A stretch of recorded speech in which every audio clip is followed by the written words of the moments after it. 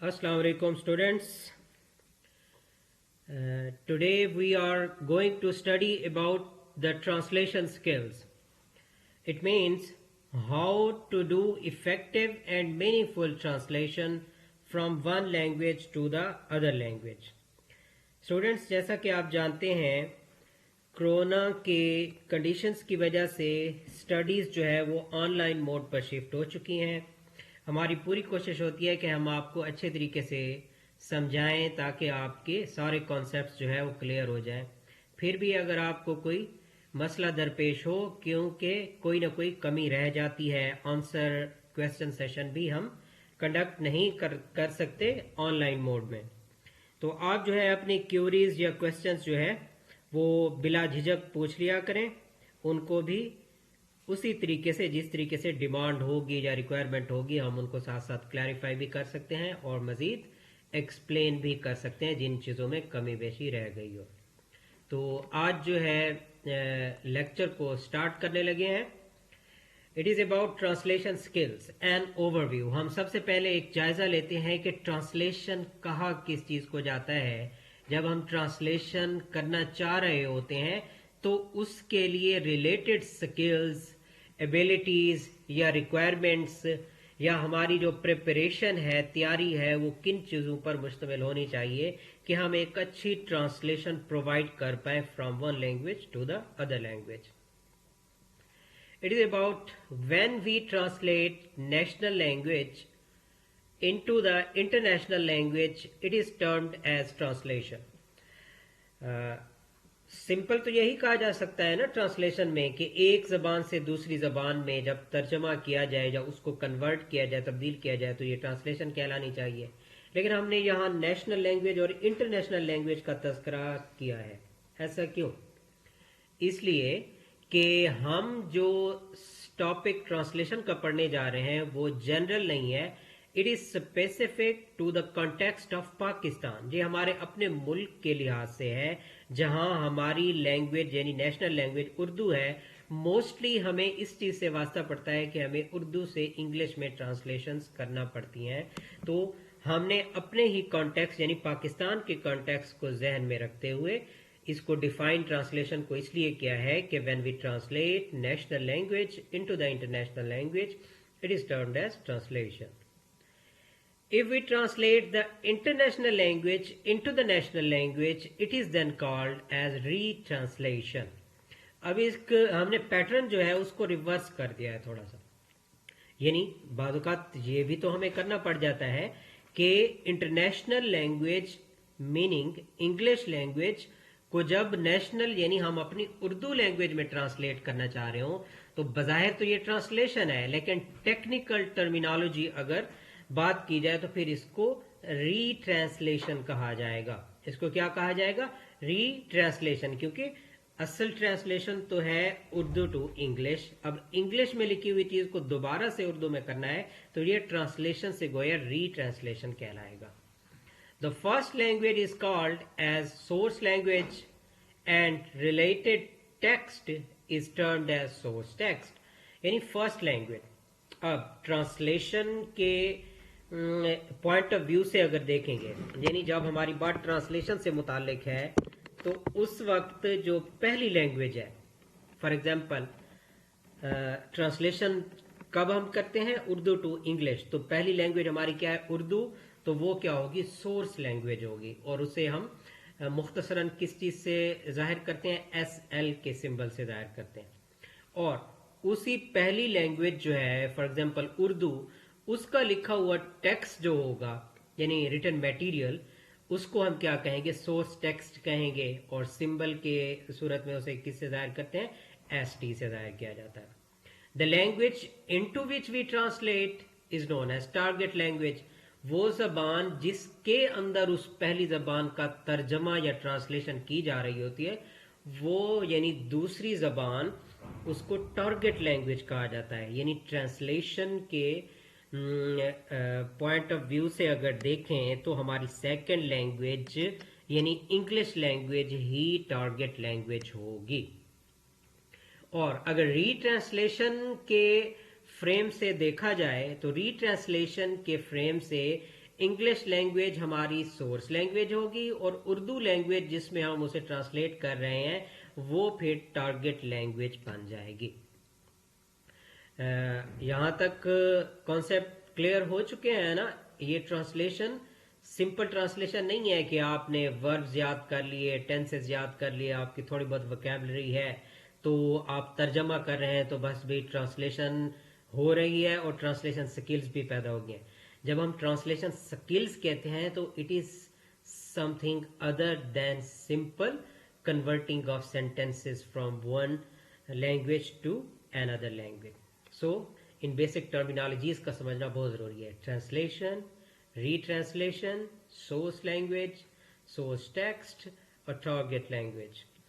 If pattern adopted in spoken language, the process of translation is called interpretation, and the person doing this job is called as interpreter. यानी हमारा मकसद objective वही translation है, लेकिन हमारा जो है पैटर्न चेंज हो जाता है, सिचुएशन चेंज हो जाती है। यानी हमने रिटन मटेरियल को रिटन मटेरियल में ट्रांसलेट नहीं करना, ट्रांसफॉर्म नहीं करना। अब हमारा पैटर्न या सिचुएशन जो है वो किस चीज की तरफ मुंतकिल हो गया है? स्पोकन लैंग्वेज की तरफ मुंतकिल हो गया है। यानी रिटन फॉर्म में अब ट्रांसलेशन नहीं करनी। किस फॉर्म में ट्रांसलेशन करनी है? स्पोकन लैंग्वेज में। यानी हम आमने सामने बैठे हैं, एक ही सिटिंग में बैठे हैं, फेस टू फेस हमारी कॉन्वर्सेशन चल रही है, डिस्कशन चल रही है, एक्सचेंज ऑफ इंफॉर्मेशन चल रही है। तो स्पोकन लैंग्वेज में अगर दो बंदे इस तरीके से बैठे हैं कि दोनों की जबानें मुख्तलिफ हैं और एक तीसरा बंदा उनके दरमियान बैठकर ट्रांसलेट करके दे रहा है, उसकी जबान उसको और उसकी जबान उसको, तो ये जो सिचुएशन अब पैटर्न डेवलप हो गया है, इसमें जो बंदा ट्रांसलेशन परफॉर्म कर रहा होगा तो उसको इस प्रोसेस को क्या कहेंगे? फिर सिंपली ट्रांसलेशन नहीं कहेंगे, बल्कि this form of translation is called interpretation. इसे क्या कहा जाएगा? Interpretation. And the person doing this job, यानी जो बंदा उन दोनों के लिए ट्रांसलेट कर रहा है एक जबान को दूसरी से, तो वो खास पर्सन क्या कहलाएगा? इंटरप्रेटर कहलाएगा। ये आप लोग देखते हैं इंटरप्रिटेशन कहाँ हो रही होती है, न्यूज़ में देखते होंगे आप कि जब दो हेड ऑफ कंट्रीज एक दूसरे से मिलते हैं, दोनों की लैंग्वेजेस मुख्तलिफ होती हैं, वो जब face to face one on one मुलाकात कर रहे होते हैं तो उनके दरमियान में एक बंदा बैठा होता है जो कि इंटरप्रेटर होता है, इंटरप्रिटेशन कर रहा होता है, एक की लैंग्वेज को दूसरे लैंग्वेज में जो है वो ट्रांसलेट उनके लिए कर रहा होता है। लेकिन सिचुएशन या पैटर्न उस वक्त कौन सा हो रहा होता है? स्पोकन लैंग्वेज होती है। Why is translation a skill? Translation को स्किल क्यों कहते हैं? सबसे पहले तो आपको ये पता होना चाहिए कि स्किल क्या होती है। स्किल एक इनेट एबिलिटी नहीं होती, यानी फितरी तौर पर, कुदरती तौर पर अल्लाह ताला ने जो आपके अंदर सलाहियतें रख दी हैं उनको स्किल्स नहीं कहा जाता। स्किल वो चीज़ होती है जो ट्रेनिंग के ज़रिए से या जो प्रैक्टिस के ज़रिए से जिसको सीखा जाए, जिसके ऊपर कमांड हासिल की जाए, उसी को स्किल कहते हैं। सो ट्रांसलेट करना, तर्जमा करना, ये कुदरती तौर पर कोई सलाहियत या एबिलिटी नहीं है कि आप पैदाइशी तौर पर आपका जहन ऐसा है कि आप अच्छे ट्रांसलेटर हैं, ऐसा नहीं होता। ये एक स्किल हम इसलिए इसको कहते हैं, इसके लिए डिफरेंट मेथड्स हैं, प्रोसीजर्स हैं, ट्रेनिंग्स हैं और प्रैक्टिस करनी पड़ती है। प्रैक्टिस से ही अच्छा ट्रांसलेटर बन पाता है और एक अच्छी ट्रांसलेशन जो है वजूद में आती है। So we are going to now understand why we call translation a skill. Translation is a skill because many problems in translation, including the linguistic and the cultural, depend upon practice. Translation को skill क्यों कहते हैं?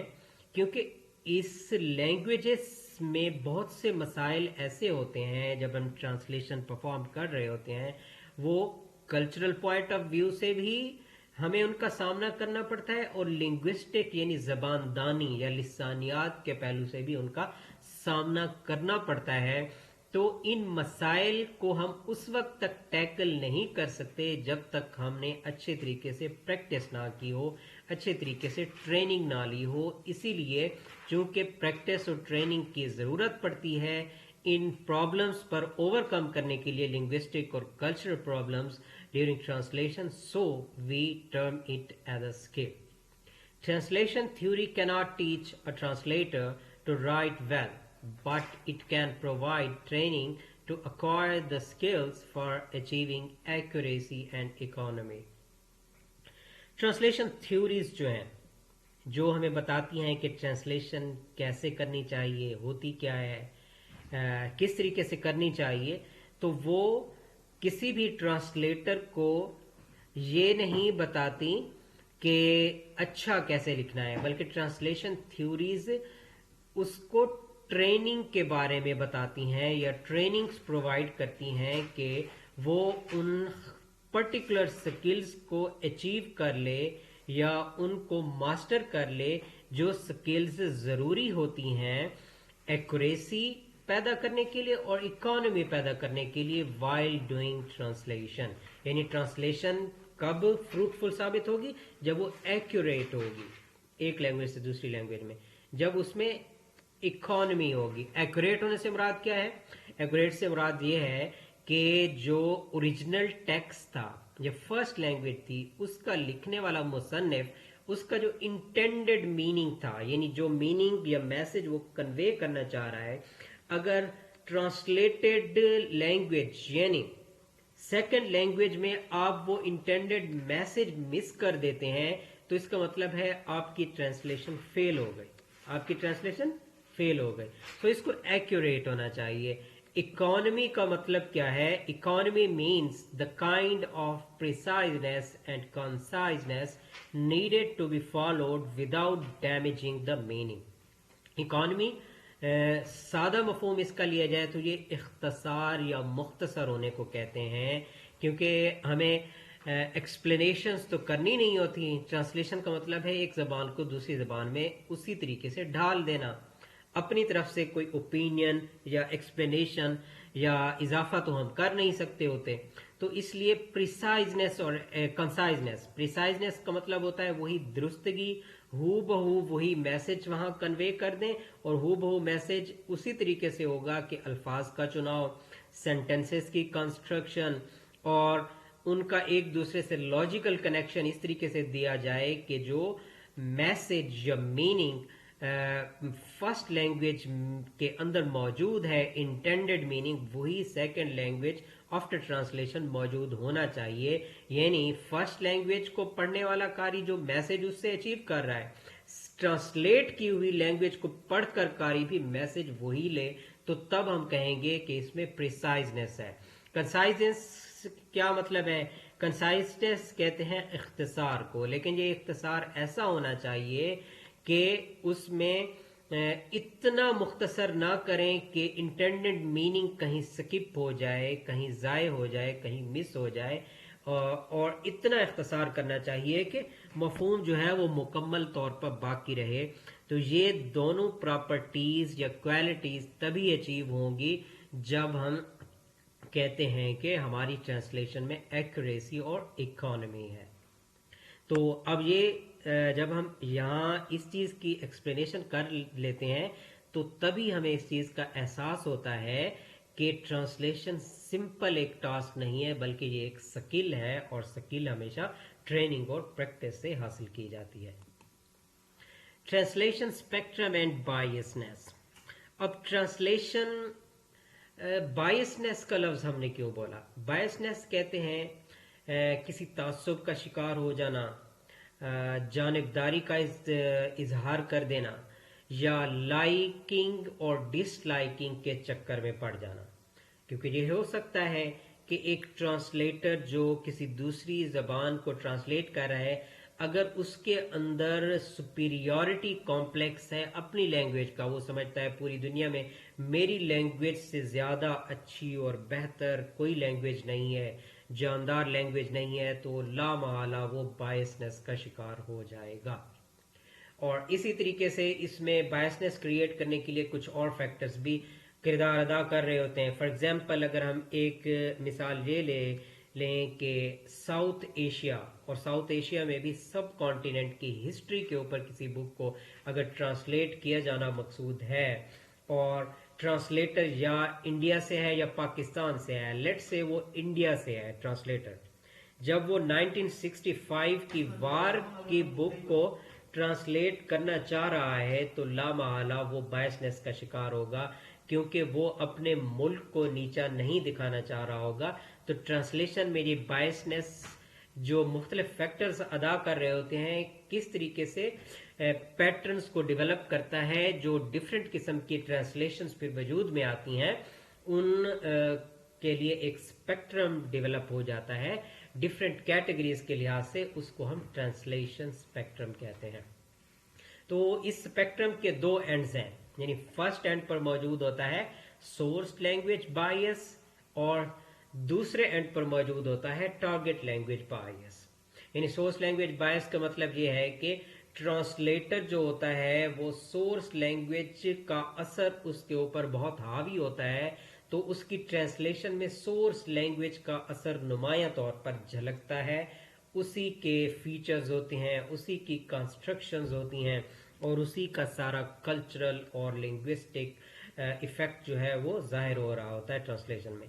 Target language बायस का मतलब ये है कि जो टारगेट लैंग्वेज है उससे मुतासर होने का असर बहुत ज़्यादा होता है, तो इसमें ट्रांसलेटर जो है फिर सोर्स लैंग्वेज का जो मीनिंग था, जिसको कन्वे किया जाना मकसूद था, उसको कहीं ज़ाय कर देता है और टारगेट लैंग्वेज के असर को अपनी ट्रांसलेशन में वाज़ेह तौर पर साबित करना चाहता होता है। इनके दरमियान में फिर जो स्पेक्ट्रम डेवलप होता है उसकी कैटेगरीज हम देख लेते हैं। यानी अगर फुल सोर्स लैंग्वेज बायस है, अगर फुल सोर्स लैंग्वेज बायस है यानी स्ट्रॉन्ग सोर्स लैंग्वेज बायस है, तो जो ट्रांसलेशन की जाएगी वो किस कैटेगरी में फॉल करेगी? लिटरल ट्रांसलेशन उसे कहा जाएगा। उसे क्या कहा जाएगा? लिटरल ट्रांसलेशन, यानी वर्ड टू वर्ड करने की कोशिश की गई होगी। वहां पर ये नहीं देखा गया होगा कि मुहावराती मफहूम क्या बन रहा है, इस्तिलाही मफहूम क्या बन रहा है, ओवरऑल कॉन्सेप्ट या थीम क्या डेवलप हो रहा है, वो सिर्फ हर लफ्ज़ को दूसरे लफ्ज़ से ट्रांसलेट करने की कोशिश करते हैं। तो इस तरह की ट्रांसलेशन लिटरल ट्रांसलेशन की कैटेगरी में फॉल कर रही होती है। उसके बाद नेक्स्ट कैटेगरी है फेथफुल की। इसमें सोर्स लैंग्वेज का असर ज़रा ज़्यादा स्ट्रांग होता है, लेकिन थोड़ा बहुत टारगेट लैंग्वेज के करीब होने की भी वो कोशिश करते हैं। बैलेंस ट्रांसलेशन वो होती है कि ना टारगेट लैंग्वेज का ज्यादा असर कबूल किया जाता है, ना ही सोर्स लैंग्वेज का, उनके दरमियान में रहकर एक ट्रांसलेशन करने की कोशिश की जाती है। इडियमेटिक ट्रांसलेशन वो ट्रांसलेशन होती है कि इसमें जो है टारगेट लैंग्वेज का असर कदरे ज्यादा होता है सोर्स लैंग्वेज की निस्बत, और फ्री ट्रांसलेशन वो ट्रांसलेशन होती है कि जिसमें सोर्स लैंग्वेज को टोटली इग्नोर कर दिया जाता है और हु बहू या वर्ड टू वर्ड कॉपी करने की कोशिश की जाती है टारगेट लैंग्वेज की वर्ड चॉइस को, टारगेट लैंग्वेज के सेंटेंस कंस्ट्रक्शन को और टारगेट लैंग्वेज की कल्चरल इम्पैक्ट्स और इफेक्ट्स को। So, literal translation closely mirrors the structure of the source language. Literal translation structure यानी word to word sentence construction each and everything में source language को mirror करने की कोशिश करती है। Faithful translation shows source language bias with some compensation for the target language. Faithful translation जो होती है वो सोर्स लैंग्वेज का बायस उसमें कदरे स्ट्रांग होता है, लेकिन टारगेट लैंग्वेज को भी कॉम्पनसेट करने की कोशिश करती है। Balance translation display structures from both the source language and the target language. इसमें दोनों तरफ से असर कबूल किया जाता है, किसी एक तरफ ज्यादा झुकाव नहीं होता। Idiomatic translation follows the structure of the target language. Idiomatic language जो है ज्यादातर टारगेट लैंग्वेज के असर को कबूल करती है, सोर्स लैंग्वेज जहां ना होने के बराबर होता है उसका असर या impact. Free translation follows the structure of the target language. Free translation सिर्फ और सिर्फ टारगेट लैंग्वेज के असर को ही कबूल करती है। Characteristics of a good translator. ایک ٹرانسلیٹر جو ہے اس کی اچھی خصوصیات کون سی ہونی چاہیے؟ یعنی اچھی خصوصیات سے مراد یہاں ہمارا کہنے کا یہ ہے کہ کچھ ریکوائرمنٹس پری ریکویزٹس یعنی جن چیزوں کا ہونا ضروری ہے اچھی ٹرانسلیشن پروڈیوس کرنے کے لیے، اور کچھ ایسی چیزیں ہوں گی جن سے بچنا ضروری ہے، وہ بھی ٹرانسلیٹر میں موجود ہونی چاہیے یا ان کا خیال رکھا جانا ضروری ہے۔ ایک تو یہ ہے کہ بائیسنیس آ گئی، اس کو ہم پہلے بھی تھوڑا ڈسکس کر چکے ہیں۔ کسی قسم کا لینگویج بائیس نہیں ہونا چاہیے، اس کو نیوٹرل ہو کر اس وقت ٹرانسلیشن کرنی چاہیے۔ نہ تو لینگویج کی پرائڈ کی بائیسنیس ہونی چاہیے، نہ ہی آئیڈیالوجیکل اور ہسٹوریکل اور جیوگرافیکل اور کلچرل بائیسنیس ہونی چاہیے۔ ان میں سے کوئی بھی اگر بائیسنیس ہوگی تو ٹرانسلیشن میں جو انٹینڈنگ میننگ یا میسج ہے وہ ڈسٹروائے ہو جائے گا، ڈیمیج ہو جائے گا، ڈسٹورٹ ہو جائے گا۔ اس کے بعد جو ہے فرسٹ لینگویج۔ فرسٹ لینگویج سے مراد یہ ہے کہ پہلی جو لینگویج ہے یعنی سورس لینگویج جسے ہم کہتے ہیں، اگر اس کا اثر زیادہ قبول ہوگا تو بھی جو ہے اچھی ٹرانسلیشن جو ہے پروڈیوس نہیں ہو پائے گی، تو اس سے بھی بچنا چاہیے۔ اب فرسٹ لینگویج کے اثر سے مراد کیا ہے؟ فرسٹ لینگویج کے اثر سے مراد یہ ہے کہ فرسٹ لینگویج کا اس میں ورڈ چوائس ہو گئی، فرسٹ لینگویج کے ایڈیمز ہو گئے، فرسٹ لینگویج کے جو سٹائل ہو گیا، ایکسپریشن ہو گیا، اور اس کے اندر جن چیزوں کو زیادہ سٹریسفل انداز میں بیان کیا جاتا ہے، ایمفیسس کے ساتھ بیان کیا جاتا ہے، اگر صرف انہی کو ہو بہو کاپی کرنے کی کوشش کی جائے گی تو اچھی ٹرانسلیشنز جو ہے وہ پروڈیوس نہیں ہو پائے گی، کیونکہ آپ لوگوں کو پتہ ہے کہ ایک لینگویج میں جو سٹریس یا ایکسپریسو سٹائلز ہوتے ہیں، ضروری نہیں کہ دوسری لینگویج میں اسی طرح کے اسی نیچر کے سٹائلز اور ایکسپریشنز اور وے آف سیئنگ ہوں، تو اس طریقے سے میننگ ڈسٹارٹ ہو سکتا ہے۔ پروننسیشن آپ کو پتہ ہے، یہ پروننسیشن جو ہے اگر صحیح طریقے سے پروناؤنس نہ کیا جائے تو میسج جو ہے وہ ڈیمیج ہو سکتا ہے، میننگ جو ہے کمپلیٹلی وہاں تک نہیں پہنچ سکتا۔ پروننسیشن کی خاص طور پر اہمیت اس وقت اجاگر ہوتی ہے جب ہم انٹرپریٹیشن کر رہے ہوتے ہیں، یعنی اسپوکن لینگویج میں ٹرانسلیشن کر رہے ہوتے ہیں۔ اگر آپ وہاں پروناؤنس ہی صحیح نہیں کر پائیں گے تو ممکن ہے کہ آپ کی بات کو صحیح سمجھا نہ جائے، جب نہیں سمجھ پائیں گے تو اس کو ٹرانسلیٹ بھی غلط انداز میں کر پائیں گے آگے کی طرف۔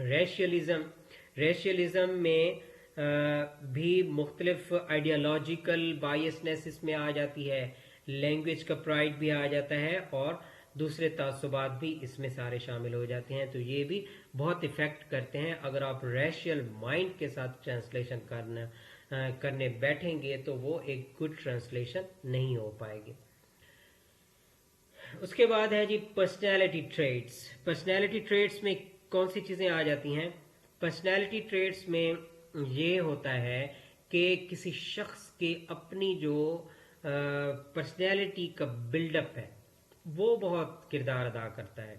مثال کے طور پر اگر ایک شخص کی ریڈنگ ہیبٹس جو ہیں وہ اچھی ہیں اور ایک شخص کی ریڈنگ ہیبٹس اچھی نہیں ہیں، وہ کمپریہنشن صحیح طریقے سے نہیں کر پاتا، تو گویا ان کی ٹرانسلیشن میں بہت ڈفرنس پیدا ہوگا۔ اس طریقے سے کوئی اگر اپنی لائف میں سموتھلی فلوئنٹ وے میں بات کر سکتا ہے، کانفیڈنٹ وے سے بات کر سکتا ہے تیز، اور ایک بندہ جو ہے ریسپانس پرومپٹ ریسپانس یا ریئیکشن دیتا ہے اور ایک بندہ لیٹ ریسپانس دیتا ہے صحیح طریقے سے، تو اس طرح کی آپ کے پرسنالٹی کے جو ٹریٹس ہوتے ہیں وہ بھی بعض اوقات افیکٹ کرتے ہیں ٹرانسلیشن کو۔ نیکسٹ ہے جی کلچر۔ کلچر سے مراد یہ ہے کہ جس کمیونٹی کی یا جس ایریا کی وہ لینگویج ہے اس کا پرٹیکولر کلچر جو ہے وہ اس کی لینگویج پر بہت اثر انداز ہو رہا ہوتا ہے۔ فار ایگزامپل ہم اس کی ایک مثال لے لیتے ہیں کہ dog an animal, it has different cultural importance. For example, dog when spoken in subcontinent environment or in Pakistan's society, so it is taken as a negative. Meaning यानी कुत्ते का लफ्ज या डॉग का लफ्ज पाकिस्तानी माशरे में मनफी मानों में हमेशा इस्तेमाल किया जाता है, लेकिन जब हम वेस्टर्न सोसाइटी में चले जाते हैं, यूरोपियन या अमेरिकन सोसाइटी में चले जाते हैं, तो इसी डॉग को वो हमेशा फ्रेंडली मीनिंग में लेते हैं, नेगेटिव कनोटेशन इससे अख्तियार नहीं करते। इसी तरीके से वोमेन औरत को मगरिब में जो है आज़ादी के लिहाज से देखा जाता है या इंडिपेंडेंस के हिसाब से देखा जाता है, यानी ऐसी जो किसी की जिम्मेदारी के अंदर ना हो। लेकिन वही औरत या वोमेन इस्लामिक सोसाइटीज या इस्लामिक कल्चर्स में एक और अंदाज से उसे देखा जाता है कि उसे बिल्कुल आज़ाद नहीं समझा जाता या इंडिपेंडेंट उस पॉइंट ऑफ व्यू से नहीं समझा जाता जिस मतमा नज़र से या जिस नुक्ता नज़र से वेस्टर्न सोसाइटीज़ में उसे समझा जाता है। तो ये कल्चरल डिफरेंसेस भी जो है, चूँकि लैंग्वेजेस पर असरअंदाज हो रहे होते हैं, इंटेंडेड मीनिंग्स में चेंजिंग पैदा करने की सलाहियत रखते हैं, तो इससे ट्रांसलेशन भी अफेक्ट हो जाती है। Idioms and proverbs last two, आपको पता है ईडियम्स एंड प्रोवर्ब्स ऐसी चीज़ें होती हैं लैंग्वेजेस की जिनका अक्सर औकात बहुत से ऐसे इडियम्स और प्रोवर्ब्स होते हैं जिनको वर्ड टू वर्ड या हू बहू हम एक दूसरे के अंदर ट्रांसलेट नहीं कर सकते, क्योंकि वो एक दूसरे का मुतबादिल साबित नहीं हो रहे होते। बहुत कम ऐसे प्रोवर्ब्स और इडियम्स होते हैं जो लफ्ज़ पर लफ्ज़ एक दूसरे को कॉपी कर रहे होते हैं इंटेंडेड मीनिंग के लिहाज से। तो अगर एक ट्रांसलेटर को जिस लैंग्वेज में वो ट्रांसलेशन करने जा रहा है उसके प्रोवर्ब्स और इडियम्स का सही अंदाज़ा नहीं, या जिस लैंग्वेज से वो कर रहा है यानी सोर्स लैंग्वेज के ही इडियम्स और प्रोवर्ब्स के पैटर्न को वो नहीं समझता, तो उसकी ट्रांसलेशन जो है वीक रहेगी, उससे गुड ट्रांसलेशन या इफेक्टिव ट्रांसलेशन वो प्रोड्यूस नहीं कर पाएगा। तो ये ट्रेड्स कुछ हैं, इनमें से कुछ चीज़ों का होना लाजमी है और कुछ चीज़ें ऐसी हैं जिनसे बचना ज़्यादा ज़रूरी है।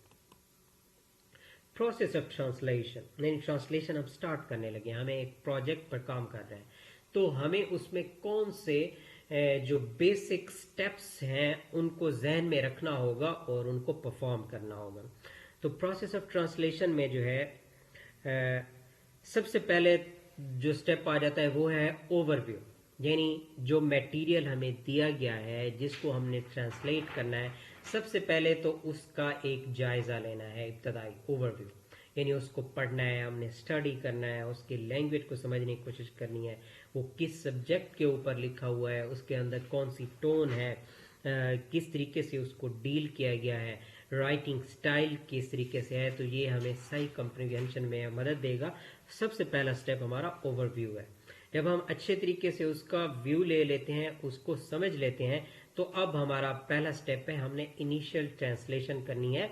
ट्रांसलेशन का यूं कह लें फर्स्ट ड्राफ्ट जो है हम तैयार कर लेते हैं। जब ये ट्रांसलेशन अपनी स्किल्स को सामने रखते हुए और प्री रिक्विजिट्स को यूज़ करते हुए और उन्हें इस्तेमाल करते हुए हम ट्रांसलेशन प्रोड्यूस कर लेते हैं, तो अब नेक्स्ट जो स्टेप आ जाता है, मरहला आ जाता है, वो है एक्यूरेसी चेक का।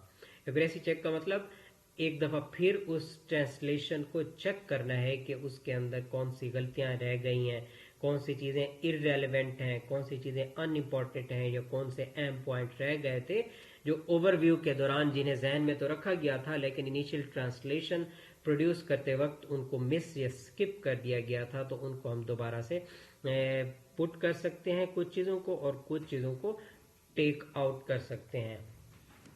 जब एक्यूरेसी चेक हो जाता है तो अब एक बार फिर हम जो है क्लियर द माइंड, एक मरहला आ जाता है, यानी एक सुकून का सांस लें, आराम से बैठें, तहम्मुल के साथ दोबारा गौर से सोचें, अपने जहन को हल्का फुल्का करके साफ शफाफ करके एक बार फिर से सोचें, और ये सोचने के बाद आपकी एनर्जी दोबारा से बहाल हो जाएगी, आपकी एग्जॉस्टिव कंडीशन जो है वो रिलीव हो जाएगी। फिर दोबारा से एक फाइनल पॉलिशिंग यानी लास्ट मरहला आपका आता है, दोबारा से एक बार फिर देख लें कि इसमें कोई चीज़ रह तो नहीं की। तो ये स्टेप्स जो हैं ये प्रोसेस ऑफ ट्रांसलेशन कहलाते हैं। इन स्टेप्स को अगर हम काउंट करेंगे, इनके ऊपर चलकर हम चलेंगे, तो एक सक्सेसफुल ट्रांसलेशन कर पाएंगे। Skills cluster for translation process, ایک ٹرانسلیشن کے لیے آپ کو پروجیکٹ دیا گیا ہے، ایک بک کو آپ نے ٹرانسلیٹ کرنا ہے from one language to another language اور from source language to the target language. تو اس کے لیے آپ کو کن کن فیسلٹیز کا، کن ٹولز کا، کن اکوپمنٹس کا، کن ریسورسز کا ضرورت پڑے گی، تو وہ ساری چیزیں جو ہیں ان کو مجموعی طور پر سکل کلسٹر کہا جاتا ہے، جو کہ لوازمات کہلا سکتی ہیں ٹرانسلیشن پروسیس کو کمپلیٹ کرنے کے لیے. تو اس میں جو ہے مختلف سکلز بھی ہیں، مختلف اکوپمنٹس اور ٹولز بھی ہیں، اور مختلف میتھڈز جو ہیں وہ بھی آ جاتے ہیں، اور آپ کے ریسورسز بھی آ جاتے ہیں، میٹیریل ریسورسز. پروجیکٹ مینجمنٹ، سب سے پہلے تو اس میں آ جاتا ہے پروجیکٹ مینجمنٹ، یعنی آپ نے مینجمنٹ کرنی ہے. مینجمنٹ میں مراد ہر چیز لی جائے گی، یعنی آپ کے پاس کیا مطلوبہ میٹیریل اکوپمنٹ کی صورت میں ہے یا نہیں ہے، میٹیریل آپ کے پاس ٹولز کی صورت میں ہے یا نہیں ہے، ہیومن ریسورس متعلقہ افراد جنہوں نے آپ کو ہیلپ آؤٹ کرنا ہے وہ آپ کے پاس اویلیبل ہے یا نہیں ہے، متعلقہ بکس جن سے آپ نے ریسرچ کرنی ہے، ہیلپ آؤٹ لینی ہے، وہ آپ کے پاس اویلیبل ہے یا نہیں ہے. اور اس کے بعد فائنینس جو ہے، مطلوبہ اخراجات جس بجٹ کے اندر رہ کر آپ نے وہ کام سر انجام دینا ہے وہ بھی آپ کو اویلیبل یا مہیا ہے یا نہیں. تو یہ سارا پروسیس مینیج کرنے کا، ٹرانسلیشن کے پروسیس کو سٹارٹ کرنے سے پہلے اس کو پروجیکٹ مینجمنٹ کہا جاتا ہے. تو یہ انتہائی اہمیت کا حامل ہے. اگر آپ اس سٹیپ پر ہی فیل ہو جائیں گے تو آگے آپ کو پریشانی کا سامنا کرنا پڑ سکتا ہے. اس کے بعد ہے جی language and literacy. Language and literacy جو ہے یہ آپ کی اوور آل جو ہے کوالیفیکیشن پہ ڈیپینڈ کرتا ہے کہ آپ لینگویج کو کتنا سمجھتے ہیں. اب لینگویج کو سمجھنے سے متعلق یہاں وہی بات لی جائے گی کہ سورس لینگویج کی بھی آپ کو خوب سمجھ بوجھ ہو، اس کے سینٹینس کنسٹرکشن، ورڈ کا پیٹرنز، ایڈیم اینڈ پرووربس کا پیٹرن، اور لینگویج میں سینٹینس کنسٹرکشن اور سینٹینسز کا ایک دوسرے سے ملا ہونا اور لاجیکل، یعنی لینگویج کی باریکیوں سے پتہ ہو اور ٹارگیٹ لینگویج کی باریکیوں کا سبھی کچھ پتہ ہو. اور لٹریسی سے مراد یہ ہے کہ ان لینگویجز کو پھر اپلائی کیسے کرنا ہوتا ہے ریٹن سکل کے لحاظ سے، کمپریہنشن کے لحاظ سے، ریڈنگ کے لحاظ سے. تو یہ ساری آپ کو معلومات ہونی چاہیے، آپ کے پاس اس کی پروفیشنسی ہونی چاہیے. اس کے بعد ہے جی میکنگ ڈیسیجنز. میکنگ ڈیسیجنز میں یہ ہے کہ آپ نے فیصلہ لینا ہے کہ کس طریقے سے کام کو سٹارٹ کرنا ہے، کس طریقے سے اس کو سر انجام دینا ہے، کون سی ضروری سٹیپس ہیں جو آپ نے لینے ہیں. اینڈ ڈیورنگ ٹرانسلیشن اگر کوئی پرابلم یا ایشوز ہیں تو وہ بھی آپ اس وقت بوقت فیصلے کر پائیں تاکہ آپ کا پروجیکٹ جو ہے وہ مکمل ہو پائے. اس کے بعد آ جاتا ہے جی کمیونیکیشن. کمیونیکیشن میں یہ ہے کہ کمیونیکیشن سکلز جو ہیں، کمیونیکیشن سکلز میں آپ کو پتہ ہے 4 بیسک سکلز ہوتی ہیں: listening, speaking skills, reading skills and writing skills. تو یہاں زیادہ تر جو ہے کون سی چیزیں استعمال ہوں گی؟ Reading skills and writing skills. اور رائٹنگ سکلز میں بھی موسٹلی کون سی چیز استعمال ہوگی؟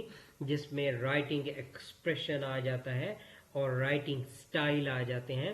تو یہ ساری اس طرح کی خصوصیات جو ہیں وہ کمیونیکیشن کے فریم ورک میں آ جاتی ہیں، وہ بھی آپ کو پتہ ہونی چاہیے. نیکسٹ ہے جی انفارمیشن ٹیکنالوجی. انفارمیشن ٹیکنالوجی کا مطلب یہ ہے کہ آئی ٹی سے ریلیٹڈ چیزیں جو کہ ٹرانسلیشنز میں ہیلپ آؤٹ کر رہی ہوتی ہیں. اس میں موسٹلی یہ لیا جاتا ہے کہ آئی ٹی سے ریلیٹڈ اگر آپ نے ٹرانسلیٹ کرنا ہے سافٹ فارم میں، یا آئی ٹی کے وہ ٹولز، سافٹ ویئرز بھی اس میں آ جاتے ہیں، ہارڈ ویئرز بھی آ جاتے ہیں جو ٹرانسلیشن کے پروسیس میں بطور لوازمات کے پری ریکویزٹس کے طور پر بھی جن کی ضرورت پڑتی ہے، یا پھر وہ ہیلپنگ ہینڈس یا ایڈز کی صورت میں بھی ہیلپ آؤٹ کر رہے ہیں. فار ایگزامپل اگر سافٹ ویئرس کے بارے میں بات کی جائے تو گوگل ٹرانسلیٹر آج کل بہت ہیلپ فل ہوتا ہے ایک لینگویج کو دوسری لینگویج میں ٹرانسلیٹ کرنے میں، لیکن ود مسٹیکس، کچھ مسٹیکس پھر بھی اس میں ہوتی ہیں. بہرحال یہ آپ کو हेल्प आउट कर सकता है टू अ ग्रेट डील। और इसके साथ साथ कुछ और ट्रांसलेशन के सॉफ्टवेयर्स भी हैं, जैसे उन टिपिकल ट्रांसलेशंस को भी अगर यूज कर लिया जाए तो वो भी आपको हेल्प आउट कर सकते हैं, लेकिन वो लिमिटेड हैं, उसके बाद भी आपको एक्स्ट्रा स्किल्स की जरूरत पड़ती है। कल्चरल अंडरस्टैंडिंग, इसको हम पहले स्टडी कर चुके हैं कि respective culture of the language which is spoken in that particular community, in that particular nation, or in that particular country or geographical area, तो जिनसे कल्चरल इफेक्ट्स उनके ऊपर होते हैं या पड़ते हैं। अब स्किल्स क्लस्टर जो हैं इनको स्टेप बाय स्टेप पढ़ लेते हैं। पहला जो है, हमने प्रोजेक्ट मैनेजमेंट के बारे में बताया था। तो प्रोजेक्ट मैनेजमेंट में क्या होता है, it is about resource coordination, यानी सारे रिसोर्स और उनके दरमियान कोऑर्डिनेशन, यानी मटेरियल और ह्यूमन रिसोर्स और फाइनेंस, उनका एक बाहमी रब्त होगा कि पैसा कितना खर्च करना है किस किस्म के मटेरियल को अवेलेबल करने के लिए, और उस मटेरियल को कौन सा ह्यूमन रिसोर्स किस तरीके से यूज करेगा, तो इनका कोऑर्डिनेशन भी होना चाहिए। Administration, overall administration, terminology, research and quality control, ये सारी चीजें किस में आ जाती हैं, प्रोजेक्ट मैनेजमेंट में आ जाती हैं। उसके बाद सेकंड स्टेप जो हमारा था वो किस चीज से मुतालिक था, लैंग्वेज एंड लिटरेसी से मुतालिक। It includes intricacies of language, जबान की जो पेचीदगियां या कम्प्लेक्सिटीज होती हैं, ग्रामर, दोनों जबानों की, टारगेट या सोर्स लैंग्वेज की, द रोल लैंग्वेज प्ले, जबान किरदार कौन सा अदा करती है हर दो लैंग्वेजेस के बारे में, सोर्स और target language. Writing skills in target language, target language के अंदर राइटिंग स्किल्स आपकी क्या होंगी, यानी लैंग्वेज के ऊपर कमांड होनी चाहिए आपकी दोनों। डी कोडिंग, एन कोडिंग, यानी लैंग्वेज के एक पैगाम को डी कोड कैसे करना है, और एन कोड, डी कोड का मतलब यह है कि दूसरी जबान के मैसेज को समझना कैसे है, और एन कोड का मतलब टारगेट लैंग्वेज के अंदर उसे दोबारा से पुट कैसे करना है इनपुट के तौर पर। ये डी कोडिंग और एन कोडिंग हो गया। प्रूफ रीडिंग भी करनी पड़ती है, लैंग्वेज की है, इसमें ग्रामर चेक्स आ जाते हैं, वर्ड चॉइस का चेक आ जाता है, स्पेलिंग मिस्टेक्स आ जाते हैं, पंक्चुएशन के चेक्स आ जाते हैं। तो ये सारा प्रूफ रीडिंग का मरहला भी साथ साथ चलता रहता है। एडिटिंग आ जाती है, इसमें वोकैबुलरी स्किल्स भी आपकी आ जाती हैं कि एक मफहूम आपने सोर्स लैंग्वेज का समझ लिया, अब उस मफहूम को हू बहू ताकि इंटेंडेड मीनिंग डैमेज ना होने पाए, टारगेट लैंग्वेज में एग्जैक्ट वोकैबुलरी आपको चूज करनी है। तो ये वोकैबुलरी स्किल्स के बगैर आपको इस चीज से हेल्प आउट नहीं मिलेगी। एक और स्टेप था हमारा स्किल्स क्लस्टर में जो किस चीज से मुतालिक था, कम्युनिकेशन से मुतालिक था। तो कम्युनिकेशन में क्या आ जाती है, क्लैरिटी ऑफ एक्सप्रेशन आ जाती है, यानी आपका एक्सप्रेशन का वे रिटन है लैंग्वेज में। गिविंग एंड प्रोसेसिंग फीडबैक, आप फीडबैक दे भी सकते हैं क्योंकि कम्युनिकेशन स्किल्स हेल्प आउट करती है फीडबैक प्रोवाइड करने में भी और फीडबैक को प्रोसेस करने में भी। एस्टैब्लिशिंग रैपोर, अब ये रैपोर क्या मुराद होता है, रैपोर का मतलब होता है टू क्रिएट रिलेशनशिप, बामी ताल्लुक पैदा हो। तो ये कम्युनिकेशन स्किल्स उसमें हेल्प आउट करती हैं। लिसनिंग एंड क्वेश्चनिंग, ये भी बाज़-औक़ात ज़रूरत दरपेश आ जाती है। ऑब्जर्विंग एंड चेकिंग, अंडरस्टैंडिंग, तो ये सारी चीज़ें कम्युनिकेशन के डोमेन में आ जाती हैं। एक और स्टेप था जिसको हमने जिसका किस चीज से ताल्लुक था, डिसीजन मेकिंग से। डिसीजन मेकिंग में क्या आ जाता है, कंसल्टिंग हमें करनी पड़ती है, रिफ्लेक्शन, गौर व फिक्र हमें करना पड़ता है, एनालाइज करना पड़ता है मुख्तलिफ चीज़ों को, और इवेल्युएशन यानी उनका जायजा लेना पड़ता है। एक काम यानी फर्स्ट स्टेप हमने कर लिया, उसका जायजा लेंगे, फिर सेकंड स्टेप पर जाएंगे, उसका जायजा लेंगे तो थर्ड स्टेप पर जाएंगे। तो साथ साथ एनालिसिस के साथ साथ इवेल्युएशन भी हमारी कंटिन्यू रहती है। एस्टैब्लिशिंग फैक्ट्स और मुख्तलिफ हकायक को एस्टैब्लिश करना भी डिसीजन मेकिंग के डोमेन में आ जाता है। उसके बाद हमने बात की थी इंफॉर्मेशन टेक्नोलॉजी के, आईटी से रिलेटेड सॉफ्टवेयर हों या हार्डवेयर हों, ऐसे टूल्स जो कि ट्रांसलेशंस के लिए हेल्पफुल होते हैं। तो उसमें मुख्तलिफ किस्म के हार्डवेयर और सॉफ्टवेयर यूज होते हैं। एक मिसाल हमने गूगल ट्रांसलेटर की दी थी। दूसरे टिपिकल सॉफ्टवेयर जो हैं उनमें एक अलवाफे है सॉफ्टवेयर और एक है अलमिसबार, ये भी ट्रांसलेशंस के लिए यूज होते हैं। But with certain limitations. اور لاسٹ ایک سٹیپ ہمارا تھا جو تھا کلچرل انڈرسٹینڈنگ سے متعلق. اس کی ایکسپلینیشن میں اگر ہم دیکھیں تو it is the knowledge of the culture about what influences the development of the language, natural characteristics of the community, and the area where the language is spoken. It also includes hazards of stereotyping. یعنی اس میں کیا آ جاتا ہے کہ culture کا knowledge ہونا چاہیے respective language کا، سورس لینگویج کے کلچر کا بھی اور ٹارگٹ لینگویج کے کلچر کا بھی. کیوں کہ وہ کلچر کس طریقے سے انفلوئنس اپنی ڈال رہا ہوتا ہے لینگویج کو ڈیولپ کرنے میں. فار ایگزامپل انگلش جو موجودہ اسٹیٹ تک پہنچی ہے آج کل کے زمانے کی انگلش لینگویج، یہ تھرو آؤٹ اس کی ڈیولپمنٹ میں اس کے کلچر نے، برٹن کے کلچر نے کتنا کردار ادا کیا.